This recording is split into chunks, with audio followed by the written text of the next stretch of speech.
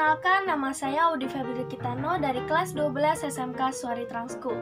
Pada kesempatan kali ini, saya akan menjelaskan tentang karakteristik dan analisis dokumen perusahaan manufaktur.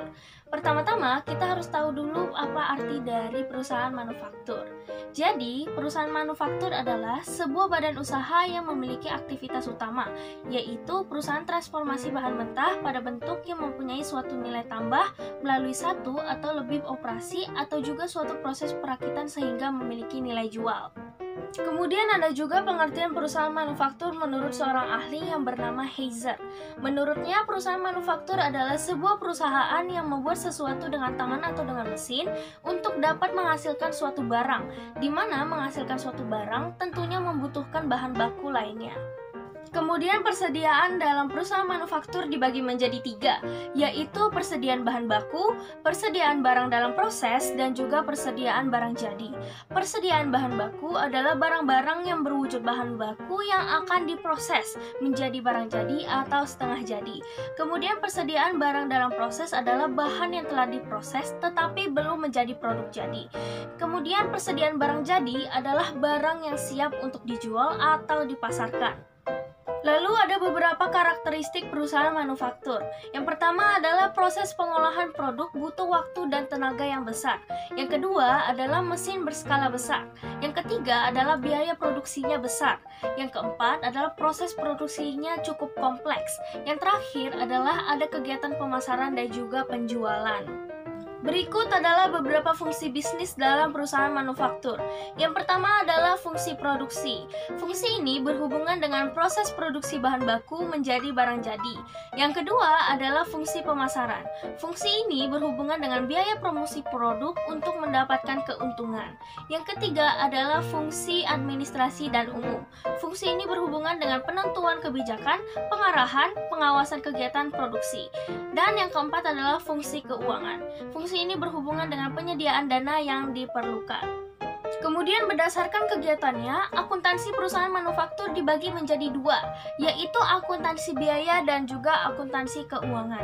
Akuntansi biaya adalah pencatatan, pengikhtisaran, dan pelaporan transaksi-transaksi yang menyangkut biaya pembuatan produk.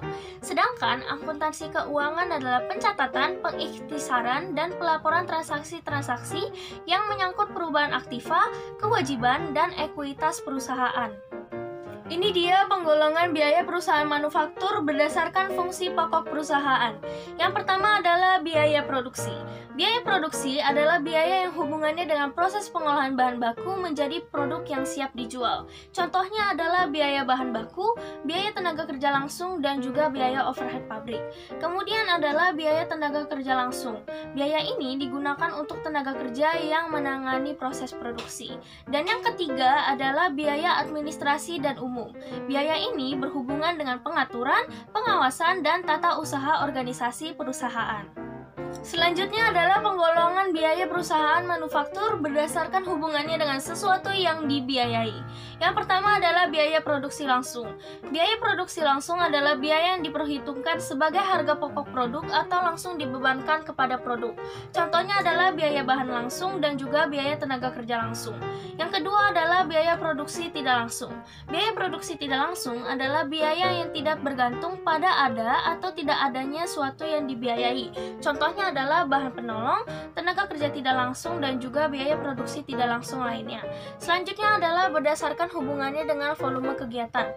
Contohnya adalah biaya tetap atau konstan, biaya variabel, biaya semi variabel. Dan yang terakhir adalah berdasarkan jangka waktu manfaatnya. Biaya ini adalah digunakan untuk perhitungan laba rugi dan penentuan harga pokok produk. Contohnya adalah pengeluaran modal dan juga pendapatan. Kita lanjut ke dokumen transaksi perusahaan manufaktur. Ada beberapa jenis dokumen secara umum. Yang pertama adalah faktur pembelian, yang kedua adalah faktur penjualan, yang ketiga adalah bukti permintaan dan pengeluaran barang gudang, yang keempat adalah daftar gaji dan upah, yang kelima adalah laporan produk selesai, yang keenam adalah bukti pengeluaran kas, dan yang terakhir adalah bukti penerimaan kas. Adapun dokumen sumber dan pendukung dalam siklus pendapatan. Yang pertama adalah dokumen untuk penjualan kredit. Contohnya adalah surat order pengiriman dan faktur penjualan. Yang kedua adalah dokumen untuk transaksi penjualan tunai. Contohnya adalah faktur penjualan tunai, pita register kas, dan bukti setor bank. Yang ketiga adalah dokumen untuk transaksi retur penjualan. Contohnya adalah memo kredit dan laporan penerimaan kas. Dan yang terakhir adalah dokumen untuk transaksi penghapusan piutang. Contohnya adalah bukti memorial dan surat keputusan Direktur Keuangan tentang penghapusan piutang. Selanjutnya adalah dokumen sumber dan pendukung dalam siklus pengeluaran. Yang pertama adalah dokumen yang digunakan dalam sistem akuntansi pembelian.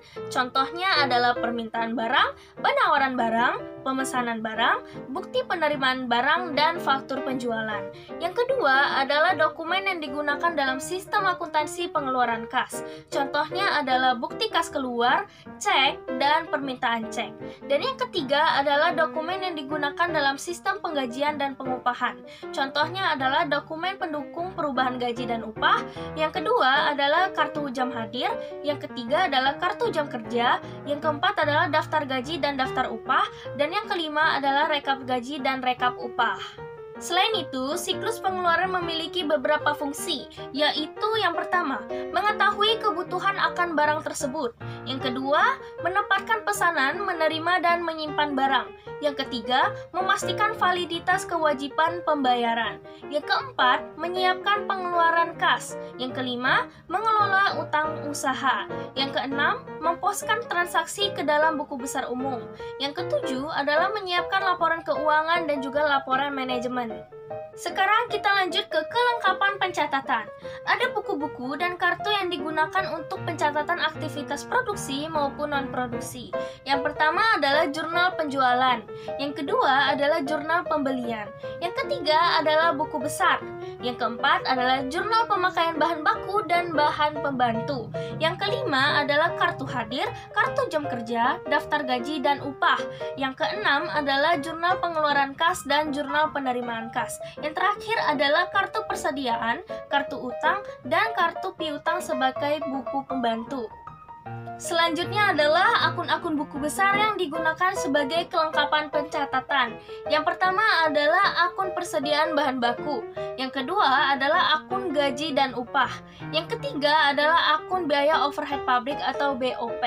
Yang keempat adalah akun barang dalam proses atau BDP. Yang kelima adalah akun persediaan produk jadi. Yang keenam adalah akun persediaan barang dalam proses. Dan yang ketujuh adalah akun harga pokok penjualan. Dengan ini juga berakhirlah video presentasi saya tentang karakteristik dan analisis dokumen perusahaan manufaktur. Semoga video ini dapat bermanfaat bagi kita semua dan sampai jumpa di lain waktu. Dadah!